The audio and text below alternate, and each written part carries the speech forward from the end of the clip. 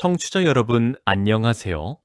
너무나도 자랑스러운 놀라운 우리 세대, 한강의 기적을 만든 산업화, 그 믿을 수 없는 전설 같은 이야기들을 만나보는 시간입니다. 오늘은 우리 청취자 여러분의 가슴 한 구석을 뜨겁게 적실, 그런 이야기를 가지고 왔습니다. 바로 야학 이야기입니다. 야학, 한자로 풀어보면 밤야재 배울 학차, 그러니까 밤에 공부하는 학교, 밤에 글을 배우던 그 작고 따스한 등불 같은 곳을 우리는 야학이라고 불렀습니다. 청취자 여러분, 혹시 그 시절이 기억나십니까? 낮에는 공장에서 기름때 묻히고 미싱 돌리고 망치질하고 또 어떤 분은 식모살이를 하고 또 어떤 분은 신문팔이를 하다가 해가 지고 어두거둑해지면 그제서야 책가방을 둘러매고 연필 한 자루, 공책 한 권 손에 꼭 쥐고 양 문턱을 넘던 그 시절. 아, 그 시절을 떠올리면 가슴이 먹먹해지지 않으십니까? 손이 부르터도 허리가 끊어질 듯해도 나도 글을 배우고 싶다. 나도 사람답게 살고 싶다. 그 한 가지 생각으로 졸린 눈을 비비며 야학으로 향하던 우리 형님 누님들. 어쩌면 우리 청취자 여러분 자신의 이야기일지도 모르겠습니다. 오늘은 그 야학 이야기를 천천히 차근차근 풀어드리려 합니다.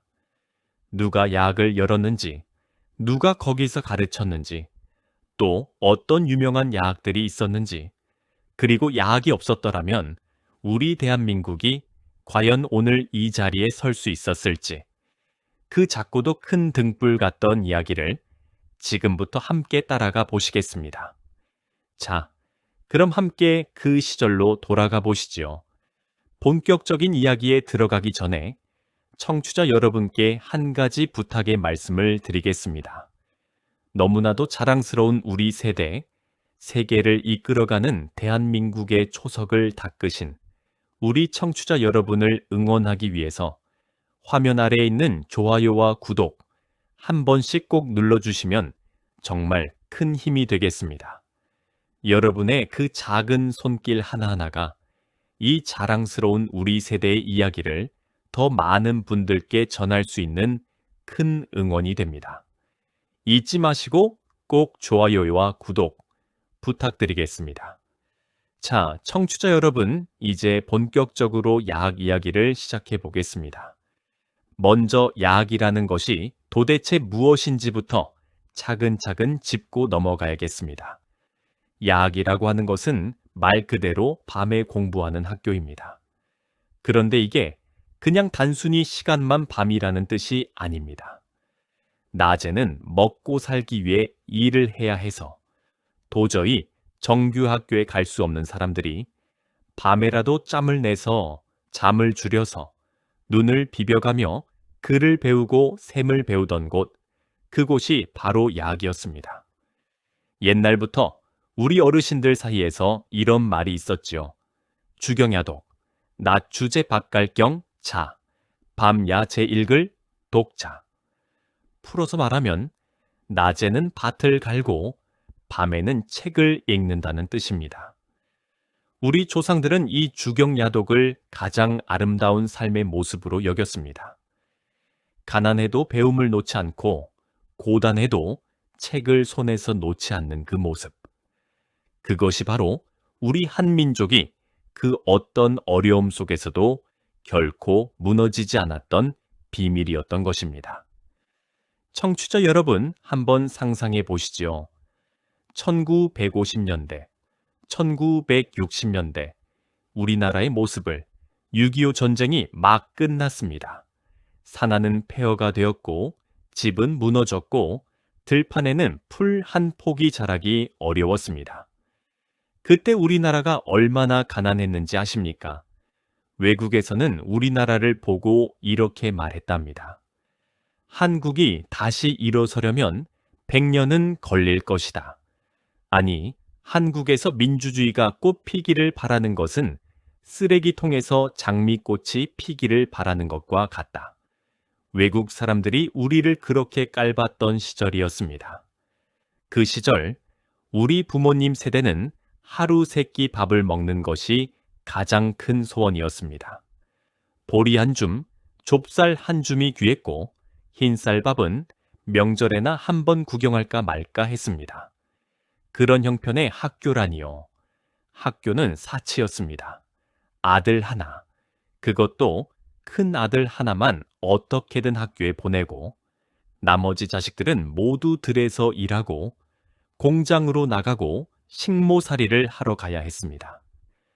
그 중에서도 특히 딸들은 더 그랬습니다. 여자가 무슨 공부냐, 시집만 잘 가면 되지. 그런 말을 들으며 자라야 했습니다. 그래서 우리 누님들 중에는 자기 이름 석자도 못 쓰는 분들도 간혹 있었습니다. 그런데 청취자 여러분, 사람의 마음이라는 것이 그렇지가 않습니다. 배가 고픈 것보다 더 서러운 것이 있다면 그것은 바로 그를 모르는 서름이었습니다. 시장에 가서 물건을 사려 해도 가격표를 못 읽어서 손해를 봅니다. 편지가 와도 누가 읽어주지 않으면 무슨 내용인지 모릅니다. 버스를 타려 해도 버스 번호를 못 읽어서 엉뚱한 곳으로 갑니다.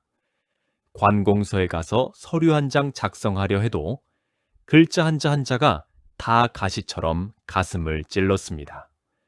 도장 찍는 자리에 자기 손가락을 찍어야 했던 그 부끄러움, 그 서름. 청취자 여러분, 그 시절을 사신 분들은 다 아십니다.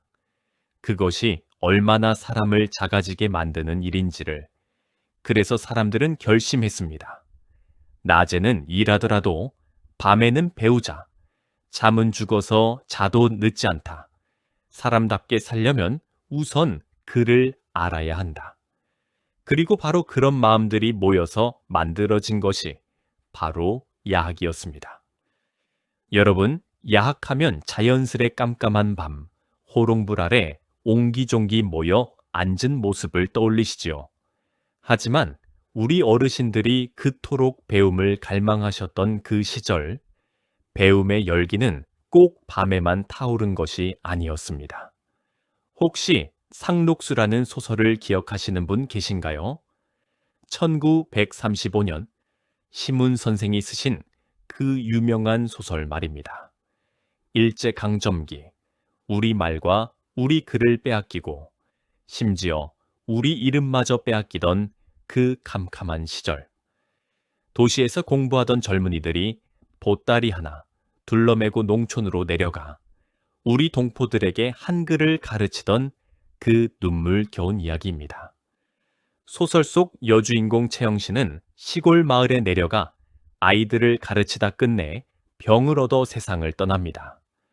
놀라운 것은 이 채영신이라는 인물이 그냥 지어낸 사람이 아니라는 것입니다. 실제로 최용신이라는 꽃다운 26 나이의 처녀 선생님이 있었습니다. 경기도 안산의 샘골이라는 작은 마을에서 제 한 몸 다 바쳐 농촌 아이들에게 한글을 가르치시다가 끝내 병을 얻어 그 푸른 청춘을 흙으로 돌려보내신 분이지요. 여러분, 한번 그 모습을 떠올려 보십시오. 햇살이 따사로운 봄날 오후, 마을 어귀 커다란 느티나무 그늘 아래에 아이들이 옹기종기 모여 앉습니다. 책상도 없고 의자도 없습니다. 흙바닥에 엉덩이를 붙이고 무릎 위에 공책을 올려놓고 몽단 연필을 꼭 쥔 채 선생님 입만 바라봅니다. 각약어겨, 고교구규, 또박또박 한글을 따라 읽던 그 맑은 목소리가 지금도 귓가에 들리는 듯 하지 않으십니까?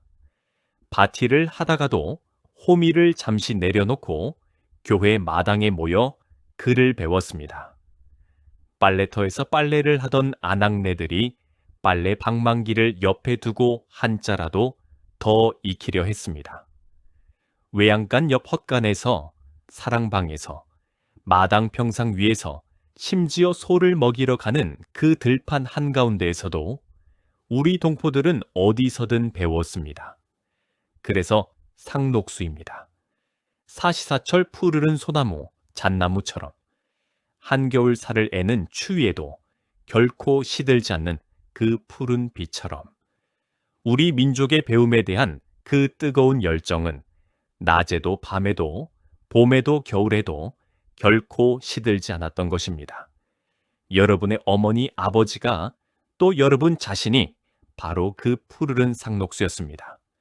자, 그럼 그 시절 야학의 풍경이 어땠는지 청취자 여러분께 천천히 한번 그려 보여드리겠습니다. 1970년대 어느 겨울날 저녁이라고 칩시다.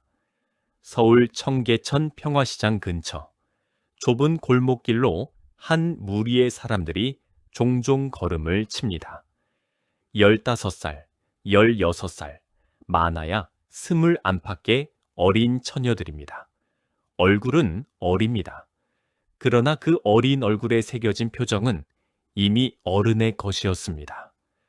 새벽 일찍부터 미싱을 돌리며 옷감을 받고 실밥을 뜯고 다림질을 하다가 저녁 7시 무렵이 되어서야 겨우 풀려난 처녀들입니다.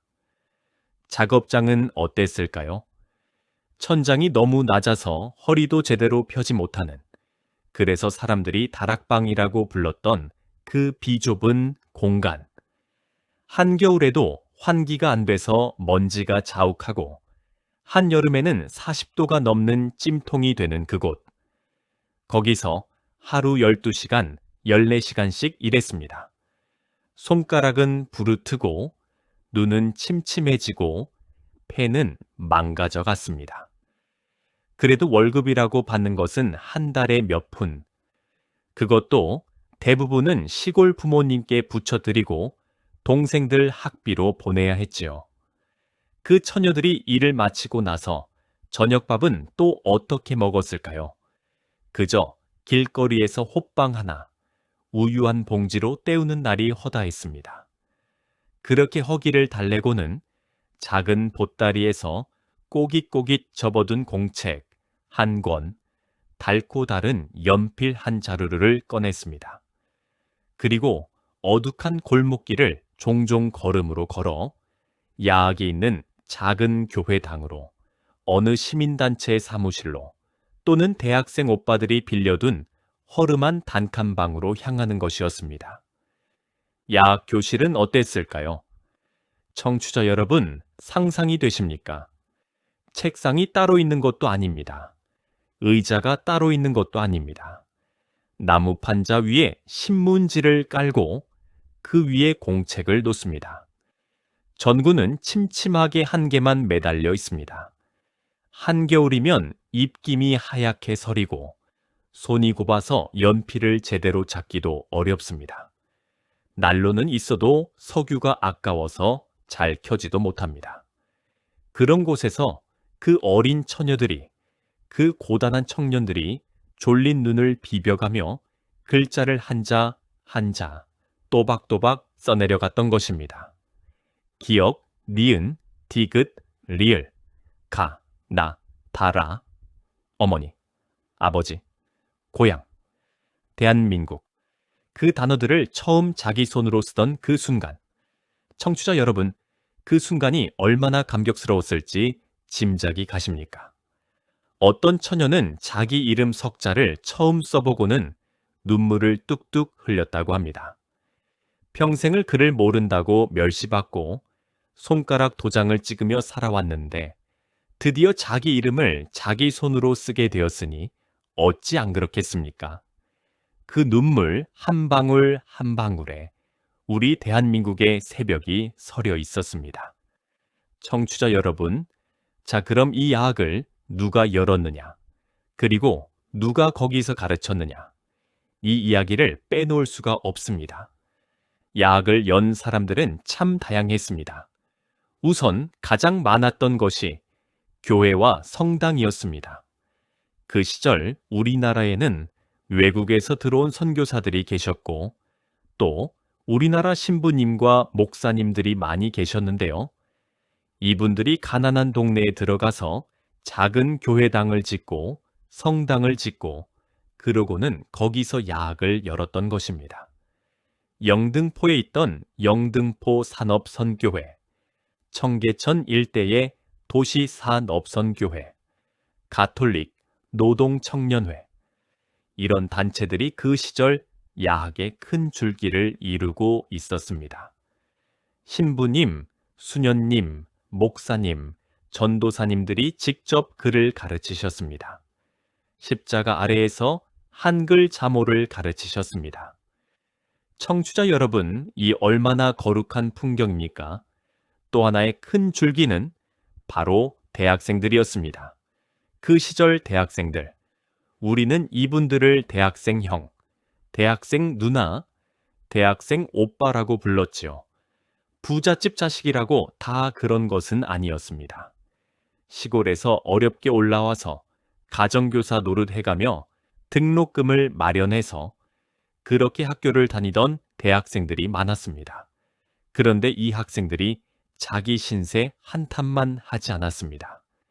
자기보다 못한 처지에 있는 또래들, 자기보다 못 배운 동생들을 보면서 마음이 아팠던 것이지요. 그래서 학교 수업이 끝나면 또는 주말이 되면 책가방 들고 야학으로 달려갔습니다. 자기들이 낮에 배운 것을 그 어린 노동자들에게 그대로 가르쳐 주었습니다. 한글, 산수, 국사, 영어, 가끔은 어려운 철학책 이야기까지 무엇이든 가르쳐 주려고 애를 썼습니다. 이 대학생들에게는 따로 돈이 나오는 것도 아니었습니다. 차비도 자기 돈으로 내고 분필 하나, 공책 한 권도 자기 돈으로 사다 날랐습니다. 어떤 학생은 자기 점심값을 아껴서 야학생들 빵을 사다 주기도 했습니다. 그분들 중에는 나중에 우리나라의 큰 학자가 되신 분도 있고, 정치인이 되신 분도 있고, 또 어떤 분은 평생 이름 없이 그저 한 사람의 시민으로 살다 가신 분도 있습니다. 그러나 그분들이 청춘의 가장 빛나는 한때를 가난한 야학생들과 함께 보내주셨다는 그 사실, 그것이 바로 우리 대한민국이 인정 많은 나라, 따뜻한 나라가 될 수 있었던 큰 밑거름이 되었던 것입니다. 또 어떤 야학은 노동운동을 하던 분들이 열기도 했습니다. 또 어떤 야학은 고향 마을의 면사무소 직원이 자기 사비로 열기도 했습니다. 또 어떤 야학은 동네에서 학교를 좀 다닌 분이 동네 사람들을 모아놓고 가르치는 그야말로 작고 작은 사랑방 야학이었습니다. 누가 시켜서 한 일이 아닙니다. 누가 돈을 준 것도 아닙니다. 그저 사람을 사랑하고 우리 동포를 사랑하고 우리 대한민국을 사랑하는 그 마음 하나로 시작된 일이었습니다. 청취자 여러분, 한번 생각해 보십시오. 이런 나라가 또 어디 있겠습니까? 가난해도 배우려고 하고 못 배워도 가르치려고 하고 그렇게 서로를 끌어주고 밀어주던 그 마음이 모여서 오늘날의 대한민국이 만들어진 것입니다.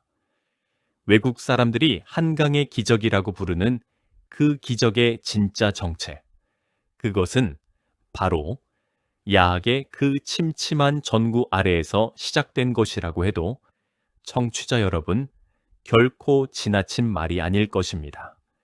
여기서 잠깐 청취자 여러분께 다시 한번 부탁의 말씀을 드리겠습니다. 너무나도 자랑스러운 우리 세대, 세계를 이끌어가는 대한민국의 초석을 닦으신 자랑스러운 우리 세대를 응원하기 위해서 좋아요와 구독을 꼭 부탁드리겠습니다. 여러분의 작은 손길이 이 이야기를 더 많은 분들께 전할 수 있는 큰 응원이 됩니다. 그리고 댓글창에 청취자 여러분의 야학 이야기 또는 야학에 대한 추억이 있으시다면 한 줄 남겨주시면 정말 좋겠습니다. 다른 어르신들께도 큰 위로와 감동이 될 것입니다. 자, 그럼 이제 이야기의 후반부, 더욱더 가슴 뜨거운 이야기로 들어가 보겠습니다. 자, 청취자 여러분, 이제부터는 그 시절 우리 모두가 한 번쯤은 들어보았을 유명했던 야학들과 그 야학을 거쳐간 자랑스러운 인물들의 이야기를 들려드리겠습니다. 먼저 청계천 평화시장 야학 이야기입니다.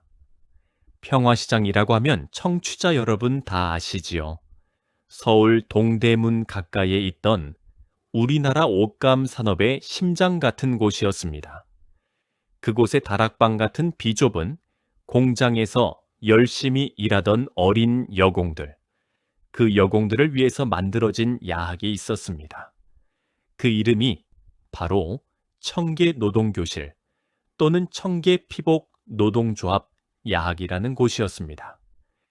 이 야학의 이야기를 하려면 청취자 여러분 한 분의 이름을 빼놓을 수가 없습니다. 바로 전태일이라는 분입니다. 전태일이라는 이름 어디선가 들어보셨죠? 1970년 11월 13일, 그러니까 지금으로부터 수십 년 전 그날 청계천 평화시장 앞에서 자기 몸에 불을 붙이고 근로기준법을 준수하라. 우리는 기계가 아니다 라고 외치며 쓰러져간 그 청년 노동자입니다. 전태일은 어려서부터 너무 가난했습니다. 학교는 제대로 다니지도 못했습니다. 그러나 책을 좋아하고 글을 좋아했습니다. 청계천 평화시장에서 재단사로 일하면서 자기처럼 어린 여공들이 너무나 가혹한 환경에서 일하는 모습을 보고 가슴이 찢어졌습니다. 그래서 그 어린 여공들을 위해서 무엇을 할까 고민을 거듭했지요. 그러다가 근로기준법이라는 책을 구해서 읽기 시작했는데 그 책이 너무 어려웠습니다. 한자투성이고 일본말이 뒤섞여 있고 그러니 글을 잘 모르던 전태일에게는 너무나 큰 산이었습니다. 그때 전태일이 했던 그 유명한 말이 있습니다. 내게 대학생 친구가 한 명만 있었으면 좋겠다. 그 한마디. 그 한마디 안에 그 시절 못 배운 청년 노동자의 모든 서름이 다 들어있는 것입니다. 전태일이 떠난 뒤에 그 평화시장의 어린 여공들이 더는 그렇게 살지 않겠다고 결심을 합니다. 그래서 청계피복 노동조합을 만들고 그 조합에서 야학을 열게 됩니다. 그곳에서 그 여공들이 처음으로 글을 배웠습니다. 자기 이름을 썼습니다. 근로기준법을 한 줄 한 줄 읽었습니다. 헌법에 나와 있는 모든 국민은 인간으로서의 존엄과 가치를 가진다. 그 한 줄을 읽으면서 어린 여공들이 통곡을 했다고 합니다. 우리도 인간이구나. 우리도 존엄한 존재이구나. 그것을 글을 통해서, 야학을 통해서 처음으로 깨달은 것입니다. 청취자 여러분, 이 청계피복 야학에서 공부하던 그 어린 여공들 중에는 나중에 우리나라 노동운동의 큰 어른이 되신 분도 계시고, 시인이 되신 분도 계시고, 사회사업가가 되신 분도 계십니다. 한 분 한 분이 다 우리 대한민국의 보배 같은 분들입니다. 또 한 곳 빼놓을 수 없는 야학이 있습니다. 바로 광주에 있던 들불야학이라는 곳입니다. 들불, 즉 들에서 타오르는 불꽃이라는 뜻이지요. 광주 광천동이라는 동네에 있었던 작은 야학이었습니다. 1970년대 후반에 광주에 사는 젊은이들 몇 명이 모여서 가난한 노동자들을 위해 야학을 열었습니다. 그곳에서도 글을 가르치고 산수를 가르치고 또 세상을 보는 눈을 가르쳤습니다.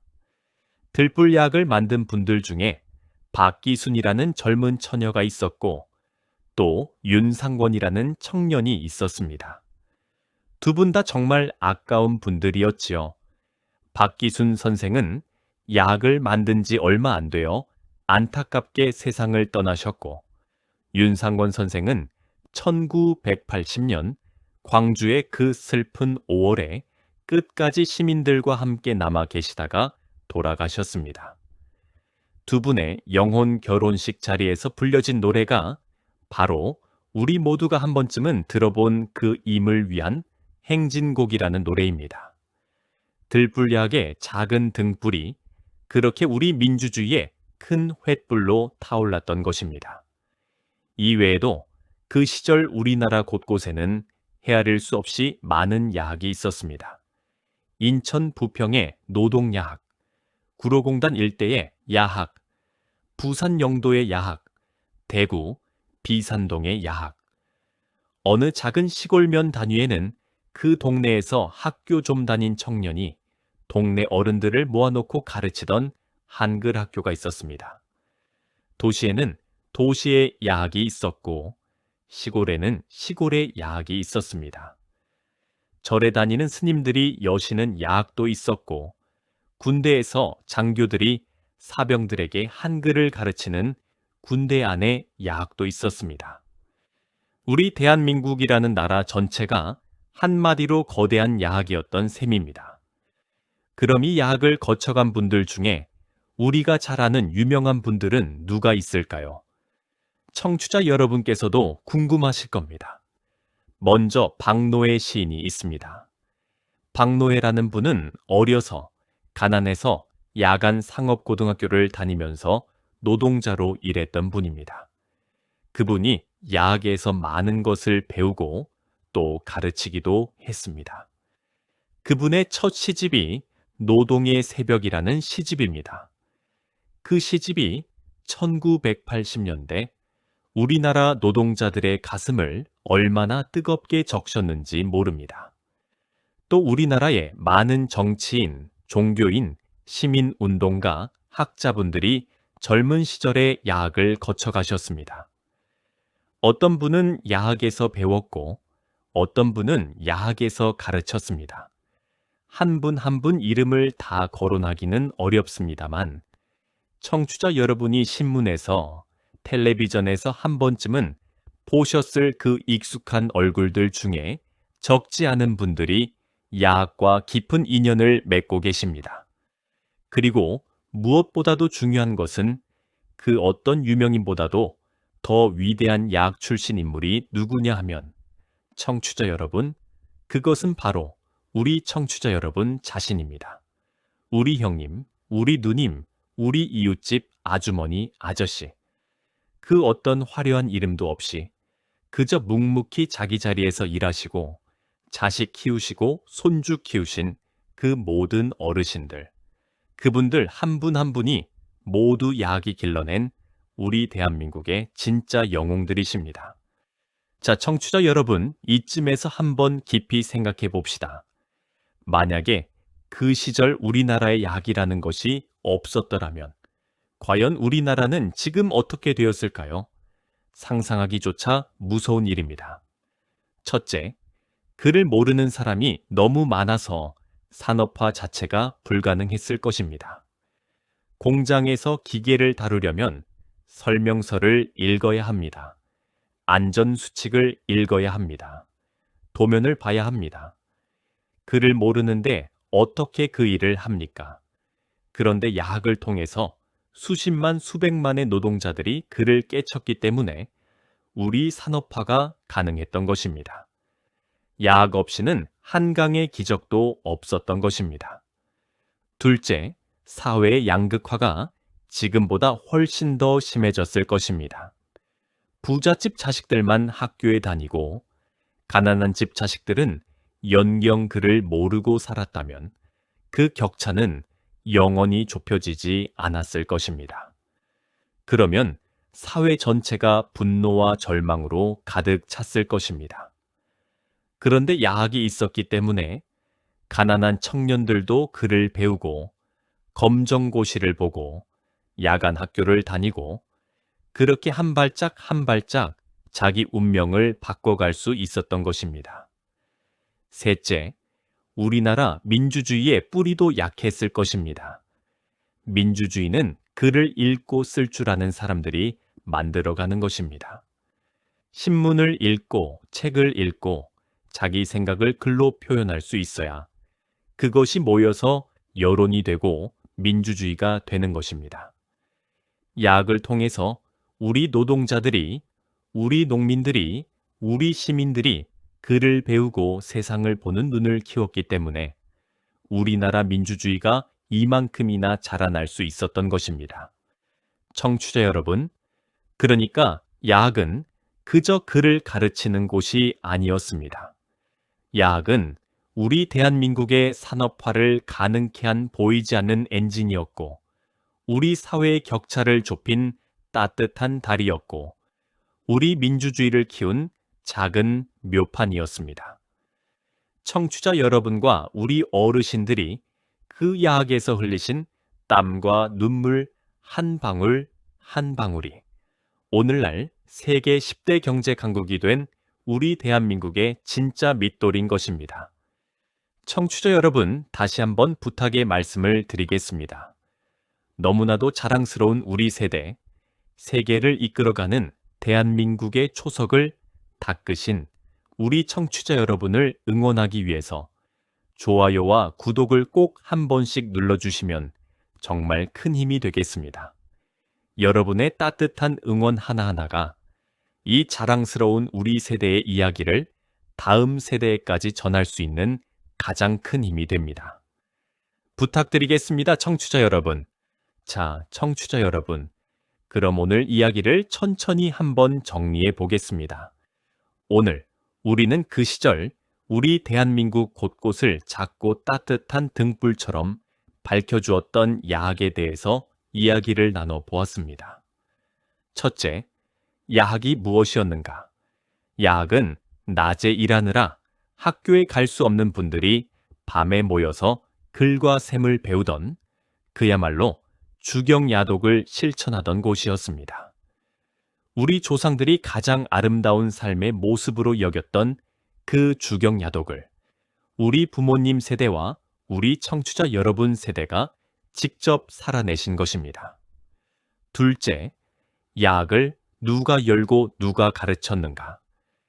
교회와 성당의 신부님, 목사님, 수녀님들이 여셨습니다. 가난한 청년들과 함께하고자 했던 대학생 형들, 누나들, 오빠들이 가르쳤습니다. 또 노동운동을 하던 분들, 면사무소 직원, 동네 청년들. 누구 하나 시킨 일도 아니고 돈이 나오는 일도 아닌데 오로지 우리 동포에 대한 사랑 하나로 그 일을 하셨습니다. 그분들의 그 마음이 바로 우리 대한민국의 진짜 자산이었습니다. 셋째, 그 시절 유명했던 야학들. 청계천 평화시장의 청계피복야학, 광주의 들불야학, 영등포 산업선교회 야학, 그리고 전국 방방곡곡에 헤아릴 수 없이 많은 작은 야학들, 그 작은 등불들이 모이고 모여서 우리 대한민국이라는 거대한 횃불을 만들었습니다. 넷째, 야학이 길러낸 인물들, 노동운동의 큰 어른이 되신 분들, 시인이 되신 분들, 정치인이 되신 분들, 학자가 되신 분들, 그리고 무엇보다 우리 대한민국의 산업화와 민주화를 이끌어내신 우리 청취자 여러분 자신. 그분들이 모두 야학이 길러낸 자랑스러운 인물들입니다. 다섯째, 야학이 없었더라면 어찌 되었을까? 산업화도 불가능했을 것이고 사회의 격차는 더욱 벌어졌을 것이며 우리 민주주의의 뿌리도 지금처럼 굳건하지 못했을 것입니다. 야학은 그저 글을 가르치는 곳이 아니라 우리 대한민국의 운명을 바꾼 보이지 않는 거대한 힘이었던 것입니다. 마지막으로 청취자 여러분, 야학이 오늘 우리에게 주는 의미가 무엇이겠습니까? 그것은 바로 이런 것입니다. 아무리 가난해도 배움을 포기하지 않는 마음, 아무리 고단해도 사람답게 살려는 마음, 그리고 자기보다 못한 처지에 있는 이웃에게 손을 내미는 마음. 이 세 가지 마음이 모이면 어떤 어려움도 이겨낼 수 있다는 것. 그것이 바로 그 야학의 침침한 전구 밑에서 우리 청취자 여러분과 우리 어르신들이 몸으로 보여주신 가장 위대한 가르침입니다. 요즘 세상이 참 풍요롭다고 합니다. 누구나 학교에 갈 수 있고 누구나 책을 읽을 수 있고 손바닥만 한 기계 안에 온 세상의 지식이 다 들어있다고 합니다. 그러나 청취자 여러분, 그렇다고 해서 야학의 정신이 낡은 것이 되었습니까? 결코 아닙니다. 오히려 지금 이 풍요로운 시대야말로 그 야학의 정신, 그 주경야독의 정신, 그 서로를 끌어주고 밀어주는 정신이 더욱더 필요한 것입니다. 우리 손주들에게, 우리 이웃들에게, 우리 자신에게도 야학의 그 따뜻한 불빛은 결코 꺼지지 않아야 합니다. 청취자 여러분, 오늘 이야기를 들으시면서 어떠셨습니까? 어쩌면 청취자 여러분 중에 직접 야학을 다니셨던 분도 계실 것입니다. 또는 야학에서 가르치셨던 분, 또는 야학에 다니던 동생, 누나, 형을 두셨던 분도 계실 것입니다. 그 시절을 떠올리시면 가슴 한구석이 뜨거워지시죠. 그 작은 공책 한 권, 그 달고 다른 연필 한 자루, 그 침침한 전구 한 알, 그 추운 겨울밤의 입김, 그 모든 것이 우리 대한민국의 진짜 보물입니다. 청취자 여러분이 만드신 그 보물을 절대로 잊어서는 안 됩니다. 그리고 우리 자식들과 손주들에게 꼭 들려주어야 합니다. 너희 할아버지, 할머니가 이렇게 살아오셨다고, 이렇게 배우셨다고, 이렇게 우리 대한민국을 만드셨다고, 그 이야기를 우리가 멈추지 않고 들려주어야 합니다. 자, 우리 청취자 여러분, 오늘 야학 이야기를 들으시면서 가슴이 뜨거워지셨다면, 그리고 우리 자랑스러운 세대의 이야기가 더 많이 사람들에게 전해지기를 바라신다면, 좋아요와 구독을 꼭 부탁드립니다. 그리고 댓글창에 청취자 여러분의 야학 추억, 그 시절 이야기를 한 줄 남겨주십시오. 우리 모두가 함께 그 시절을 다시 한번 기억할 수 있도록 말입니다. 너무나도 자랑스러운 우리 세대의 땀과 눈물, 그 기적 같은 이야기들은 오늘도 계속됩니다. 청취자 여러분, 그럼 다음 시간에 또 뵙겠습니다.